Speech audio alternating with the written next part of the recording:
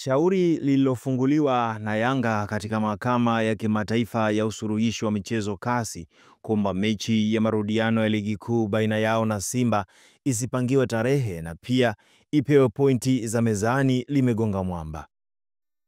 Mechi hiyo ilikuwa ichezwe Machi 8 mwaka huu, lakini ikaahirishwa baada ya Simba kuzuiwa kufanya mazoezi kwenye uwanja wa Benjamin Mkapa siku moja kabla ya mchezo. CAS imeamua kutupilia mbali shauri hilo kwa vile Yanga haikufuata utaratibu wa kushughulikia malalamiko yake kwa kupeleka shauri hilo CAS kabla ya kuanza na vyombo vya ndani. Katika majibu ya rufaa yake, CAS imeona haiwezi kuendelea na shauri hilo kwa vile Yanga haikufuata utaratibu kwa kufungua shauri kabla ya suala hilo kutolewa uamuzi na vyombo vya soka hapa nchini. Na nukuu,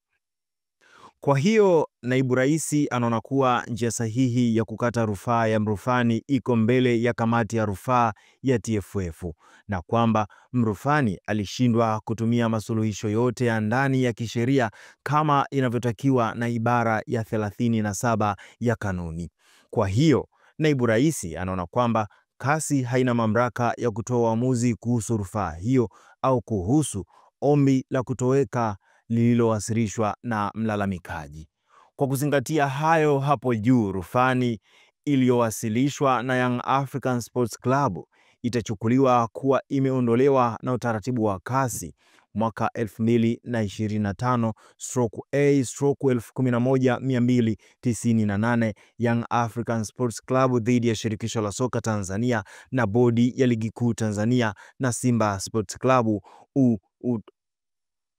utakatishwa na kufutwa kwenye orodha ya CAS, imefafanua CAS. Muda mfupi baada ya CAS kuamua hilo, Bodi ya Ligi Kuu Tanzania TPLB imetangaza kujiandaa kupanga tarehe ya mechi hiyo, na nukuu,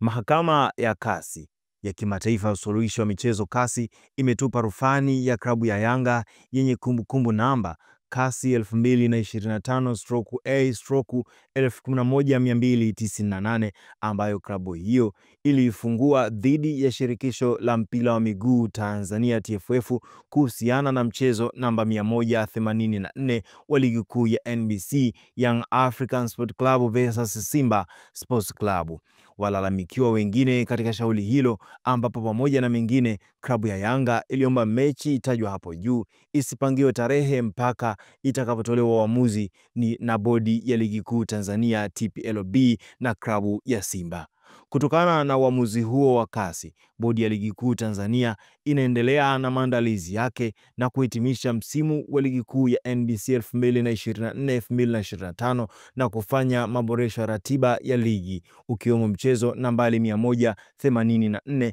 Yanga na Simba, kisha kutangaza ratiba mpya mapema iwezekanavyo, imefafanua taarifa ya TPLB. Endelea kufuatilia Mwananchi Digital kwa ajili ya taarifa nyingine zaidi.